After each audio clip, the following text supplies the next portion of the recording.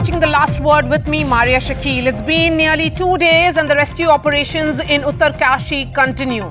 It's a race to bring out 40 workers trapped inside a tunnel that has collapsed. This construction is part of the ambitious but controversial Char Dham mega road project.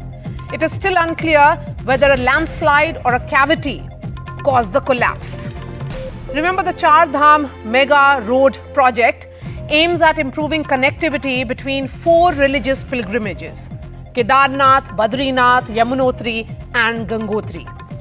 It's being built at a massive cost of 12,000 crore and involves developing approximately 889 kilometers of roads in this fragile Himalayan ecosystem. The focus of the project is on widening existing roads to double-lane highways. It also involves construction of several tunnels to reduce travel time as well as ensure all-weather access. That brings us back to the focus on the precarious balance between development and safety in ecologically fragile zones like the Himalayas. We'll decode the entire debate today on The Last Word, but first, here's the latest on the rescue efforts.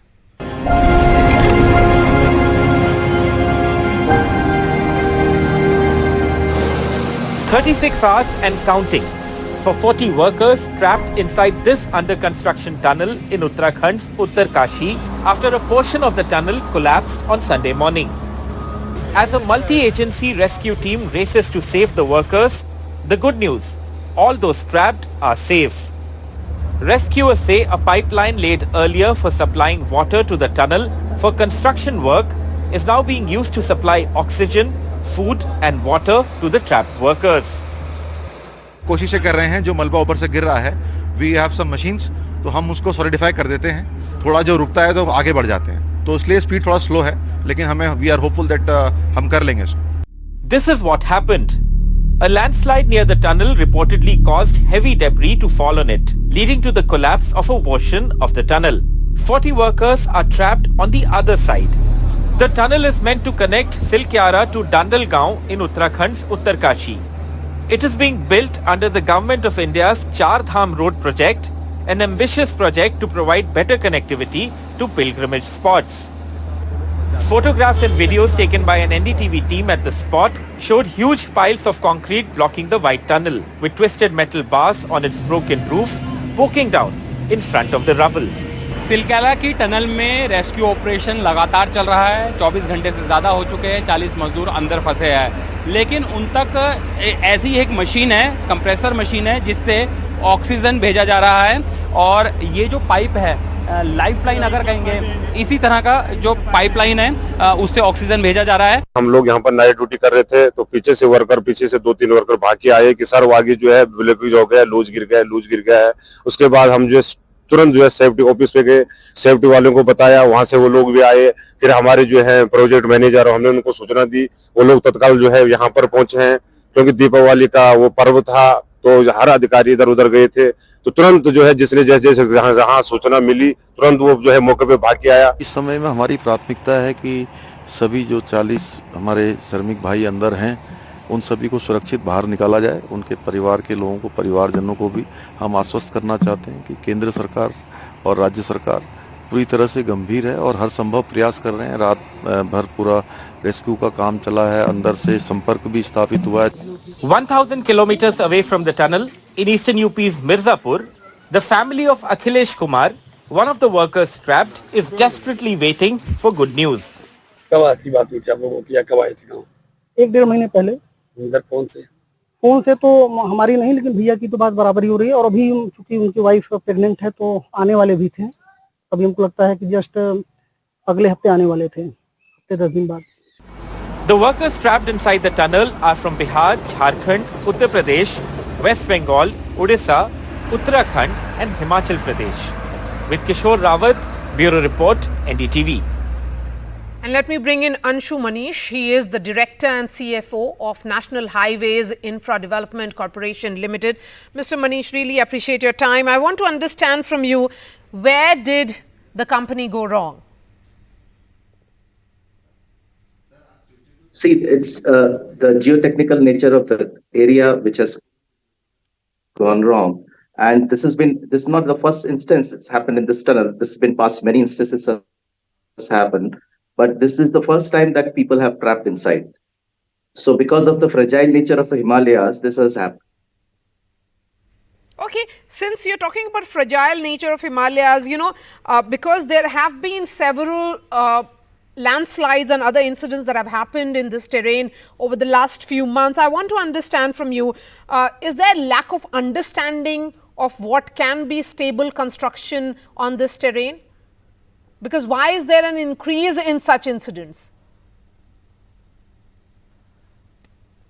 See, it's all depend on how the terrain is there. Like all geotechnical and geological survey has been done. The design and everything has been done very precisely in a very meticulous way. There are 3-4 level of test and checks are being done at this area. But this type of things happen suddenly, this just baffles us how this is happening.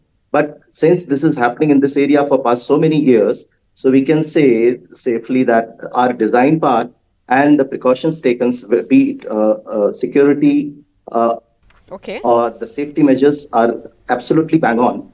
But because of the nature of the terrain, it has happening, and it might happen again.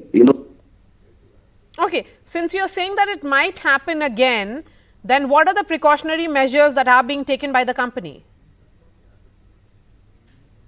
All the precautionary measures like safety, geological, and we have brought a team from all over India, like RVNL, RITES, geotechnical experts from other institutes have been called, and there will be a committee constituted which will going to help and see whether such type of occurrence and how the better to manage such type of things again, which if happens in the future. My last question, since it's a developing story, we certainly hope that all those trapped workers come out safely, they are evacuated on time and safely. In terms of tunneling, particularly when it happens in this terrain, where do you think, that is it about not understanding it properly? How do you ensure stability or adequate stability of the project that you are undertaking? See, actually, this thing is happening again and again, whether you are using the best of technology, the best of manpower, the best of knowledge you have. But of course, looking at all these aspects, we are going with all full precautions. We have mobilized everything. So if anything happens, or if likelihood is there, like all new technology, like geotechnical sensors, other kind of equipment, readers, everything is in place. Okay, and all safety measures has been taken. Okay, can you do a quick recap for our viewers as to what you know right now, what is happening? Right now, the muck removal is going on, and there is a process called short skirting is going on continuously for last 24 hours, which will stabilize the upper portion, the ceiling of the tunnel, which will allow us to take the rescue operation forward. Simultaneously, we are going to install and push steel pipes of 800 dia, which will facilitate the rescue of the operator, the persons who have trapped inside. All right, thank you so much for your time. And earlier during the day, I spoke to NDRF Inspector General Narendra Bundela about the rescue operation. Listen in to what he had to say. How much more time will it take to evacuate the trapped workers? So one good thing is that 40 workers, those who have been trapped, they have confirmed, the authorities have been able to contact them that they are safe, and they have been provided with food items also through an aero pipe using air pressure. So that's one very good thing.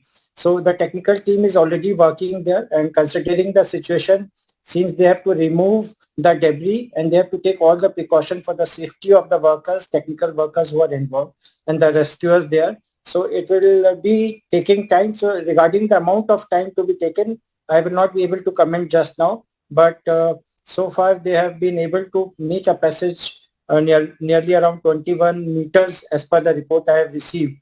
So work is progressing, and definitely the team would be able to reach there. Yes. So the workers, what do we know about them? Food, water, oxygen being supplied. But Where are they exactly trapped? Because the visuals through which we were trying to explain the viewers is that they are not really trapped in a debris, but they are in fact in a buffer zone. Yeah, so thankfully they are trapped beyond the debris where the cave has collapsed. So they are safe there, and they are being regularly provided with the oxygen and the air from through a narrow pipe. So that facility is also there. So far, as per the report, they are on the safe side, and team is working to make them access them. In terms of challenges, why do you think it has become so challenging for NDRF, for SDRF, for the local police? All of you have combined your efforts to ensure rescue and evacuation, but still it's taking time. Why do you think it's taking time? So the challenge is that when the machines are making the way, the soil is still loose, so they are very careful. The team is very careful that it may not cause additional casualty or damage to affect the people who are working. So that is one. And secondly, since it's a wide patch of wide patch of cave which has collapsed, and it will definitely take time. The work will have to be very meticulous, and 24/7 the team is working there. So safety of the team, those who are working, it is important, as well as to make adequate safety precaution also. So different machines are working there to stabilize the loose soil there. So that will also take time, but inch by inch team is progressing.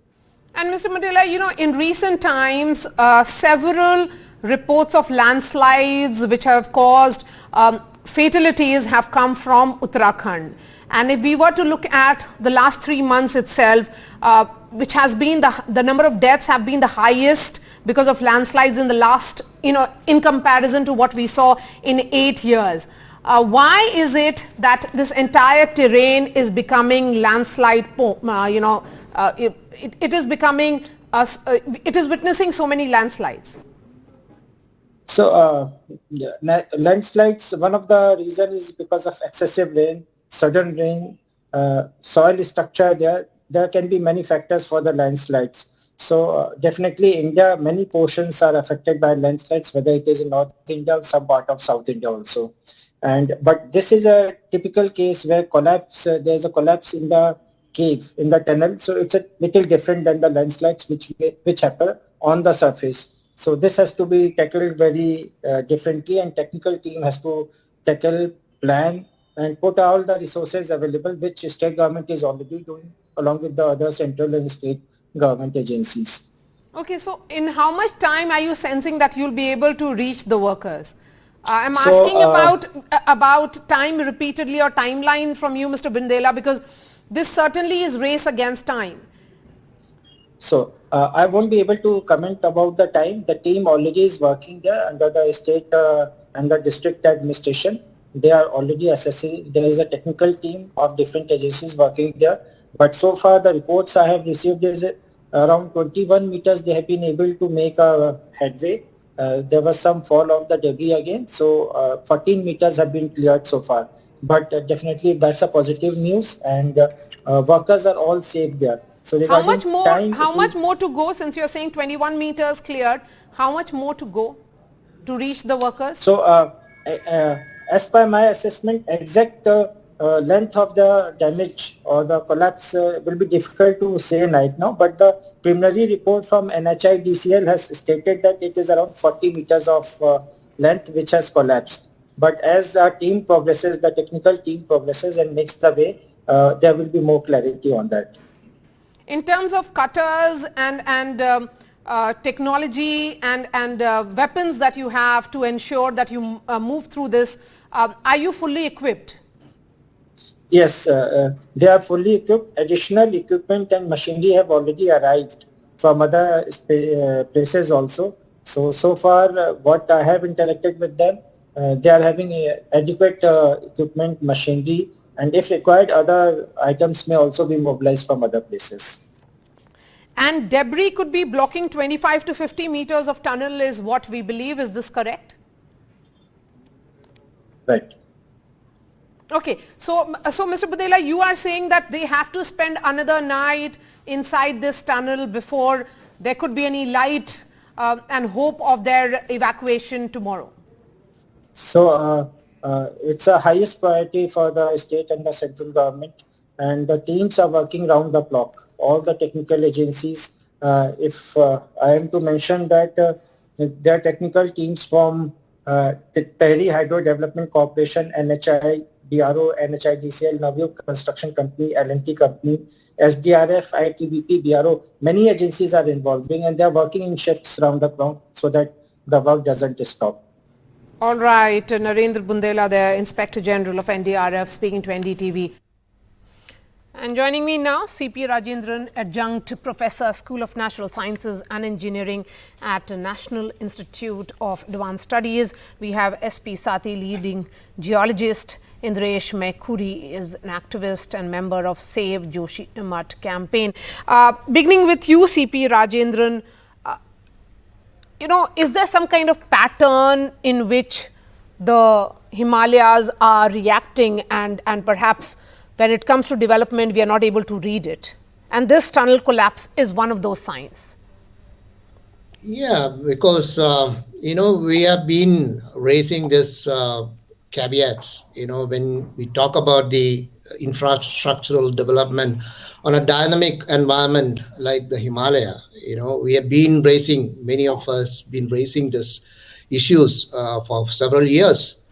But you can see that the authorities are going ahead with in full, steam, and they are not looking at the other issues involved in here. In this particular case, there is an exponential increase in landslides. In this area, wherever you have this Chadam project is being implemented as a part of road widening process, and this has been going on. And you can see that in the last 3 months, what had been happening in the Himalayan states like Uttarakhand, Sikkim, and Himachal Pradesh.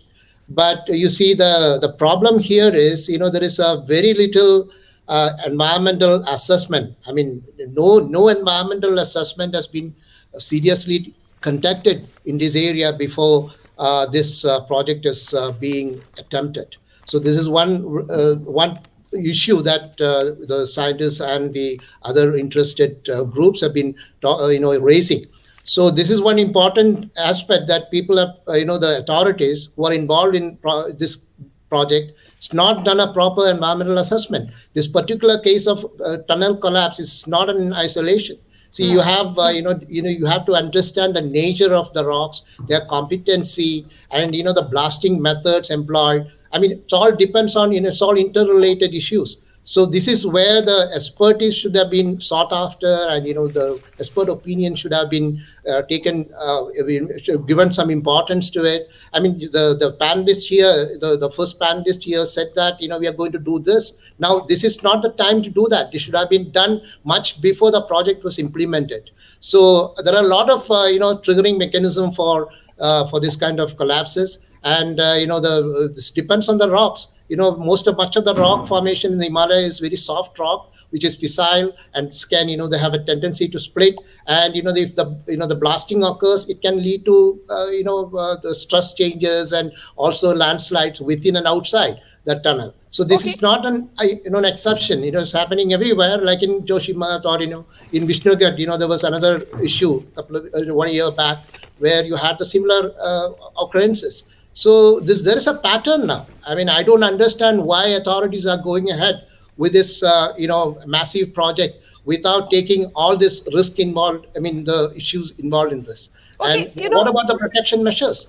Have they taken proper protection measures to save the lives of the people who are working inside? Absolutely. You've raised those valid questions, and that brings me to some statistics which are certainly very, very disturbing, Mr. Sati. In the last few months, the number of landslide death is already the highest in comparison to past 8 years. And close to 300 people have lost their lives by these crumbling mountains in Uttarakhand, if you look at that time period. And there are multiple incidents of landslides that have been reported. And of course, what is happening here, tunnel collapse cannot be seen in isolation. But then the larger question is that, is this the killing of that buffer zone, that is the development then eating into that buffer zone which should have been there? Where is this development activity going wrong? Okay, you have talked about the landslides and you are talking about the tunnel, what is happening in this incident particularly. So we cannot, CP Rajendran he is one of the most respected seismologists of the country. But here in this case, landslides and the collapse inside the tunnel is a two different things. In tunnel construction is one of the most sophisticated technology in the world. But here we have observed in the Himalayan case, most of the companies which are involved in the tunnel construction, they violate the standard norms of the during the tunnel construction. Actually, they use explosives, uncontrolled explosives. Here, there is a possibility that they have used these explosives. We have seen this railway project in the Himalaya, which is going on in our area, and here also in Chardham project, many tunnels are being constructed. This is the underground procedure. There are certain norms which are being violated at a very large scale. Okay. One possibility is there. The another possibility, there is every possibility that there is a blind shear zone. Shear zone, we call it shear zone when there is a zone of crumpled, very densely placed fractures in the rocks. That may be one of the possibility which is witnessed during the encountered during the construction of this tunnel, and that thing is coming down. Let me bring in Indresh now. Indresh, there are challenges of construction in this terrain. There are clear flouting of norms. Massive urbanization is actually making, the Himalayas react the way they are.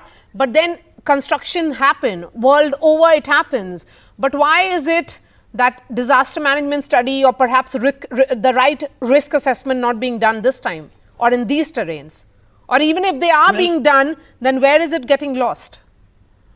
Well, actually, in the case of this road, when initially it was announced by the Prime Minister in 2016, it was called all-weather road by the Prime Minister. And now it proves to be all-weather sliding road. It slides in every season.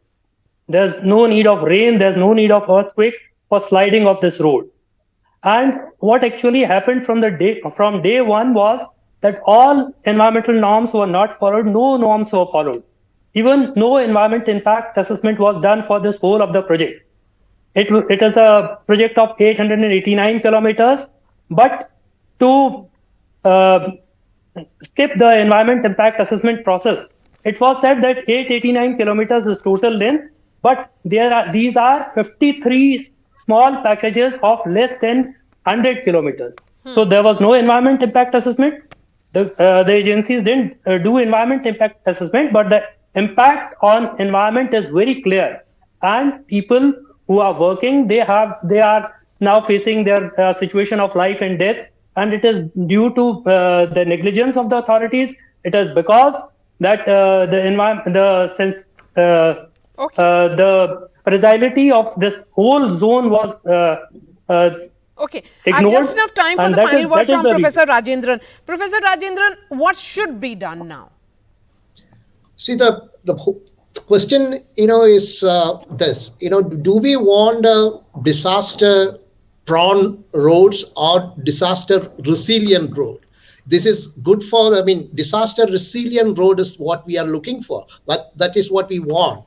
And that is good for the pilgrim's journey as well as for the army movement. So what is happening now is a disaster-prone road. This is not what we want. So there is a suggestion that you need to reduce the width of the road from 12 meters to 7.5 meters or so. So what happens now is you have a sort of a double line with paved shoulders and all that. There is not enough space on the mountainside. So you need to, what you have currently doing is you're doing vertical cutting. This vertical cutting is very bad, and that trigger the land. That is a whole process that will lead to trigger the landslide. So that is why we are seeing a huge number of landslide that has now triggered after the execution of this project. So we need to relook at what we are trying to do there, and we need to bring in the experts, and also I hope the Supreme Court will, properly intervene in this and ask the authorities to stop and now, take a step back and, relook at the project here. All right, Professor Rajendran, SP Sati and Indresh Mekhuri, thank you so much for joining us. We certainly hope for the moment that all those who are trapped inside, those 40 workers, are rescued and evacuated at the earliest, because as we said, this is a race against time. Food, water is being provided, but they need to come out safe as well. That's all from me. Thanks so much for watching.